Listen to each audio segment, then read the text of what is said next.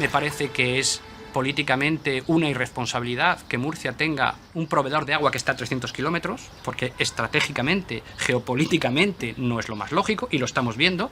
Todos los años hay tensiones, todos los años hay problemas, los regantes no duermen tranquilos, vendrá agua, no vendrá agua. La solución es la autosuficiencia hídrica. Francisco Turrión fue expedientado en noviembre de 2017 por realizar un estudio para Greenpeace titulado La trama del agua en la cuenca del Segura 10 años después. Tema del déficit hídrico del que se habla en la cuenca del Segura, pues es un artificio contable, ¿no? Es un error numérico que, en mi opinión, se estableció pues para poder justificar el trasvase Tajo Segura y otros nuevos trasvases. Es decir, cuando en la cuenca del Segura se hacen los números de lo que llueve y lo que se evapotranspira, lo que se denomina recursos naturales, y eso se compara con las demandas, vemos que la cuenca del Segura no solo no es deficitaria, sino que tiene un superávit de 200 hectómetros cúbicos anuales. Lo que ha pasado es que en esos cálculos se ha omitido el factor agua subterránea, el flujo subterráneo que va al mar.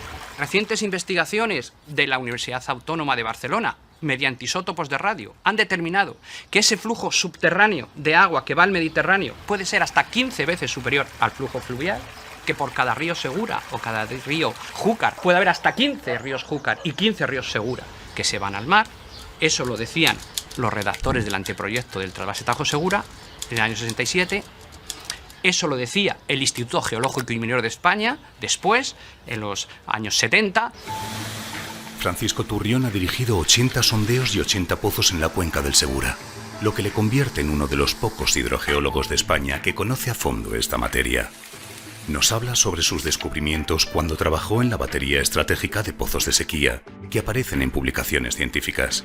La batería estratégica de pozos de sequía se plantea justo cuando el gobierno de Zapatero deroga el trasvase del Ebro. Aquí había una tensión muy grande, había una sequía, la sequía 2005-2009, no había alternativas, las desaladoras no estaban construidas, y a mí se me propone en un momento determinado si yo dirigiría la perforación de pozos para ver las potencialidades de agua y suplir el riego de las acequias de aquí, de la Huerta de Murcia. Cuando yo vi que haces un pozo de 400 metros de profundidad, atraviesas unas margas, tocas una caliza y el agua sube y sale sola a la calle y es agua de beber, cuando tú pones esos pozos y ves sacar 100 litros por segundo de agua cristalina en los pozos de la zona de Gin o aquí en Murcia, y tomas niveles constantemente durante 10 años y ves que no solo el acuífero no se vacía, sino que incluso algún pozo se hace surgente, cuando recapitulas aquella información del Instituto Geológico y Minero, como el Estudio Hidrogeológico Cazorla-Ginjecla o Alto Júcar, Alto Segura, que ha sido sacado de la planificación,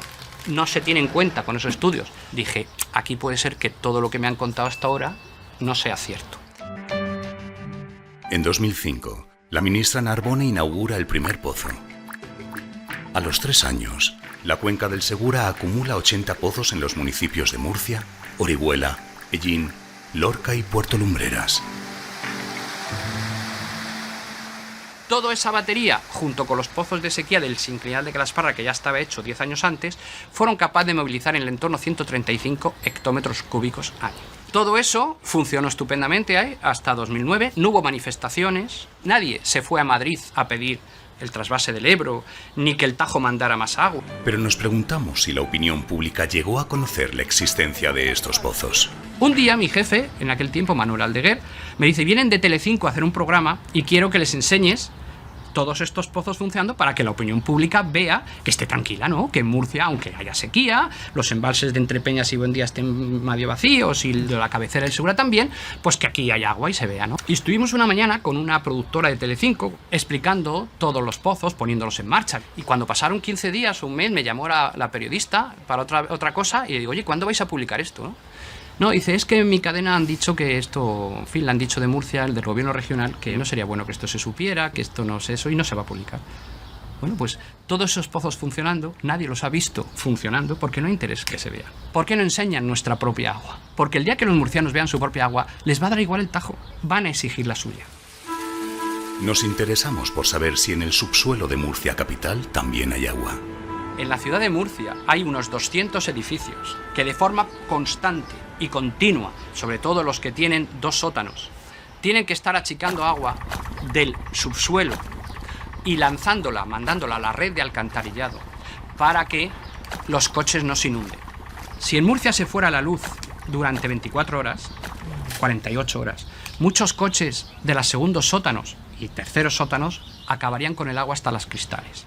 Un agua que no solo los vecinos tienen que pagar la luz eléctrica de impulsar ese agua y sacarla del sótano, sino que el Ayuntamiento de Murcia, gestionado por una empresa del grupo Suez, les cobra un peaje por llevar ese agua a la red de alcantarillado y depurarla en la depuradora de Rincón del Gallo. ¿Por qué llevamos agua limpia a depurar a la depuradora de Rincón del Gallo?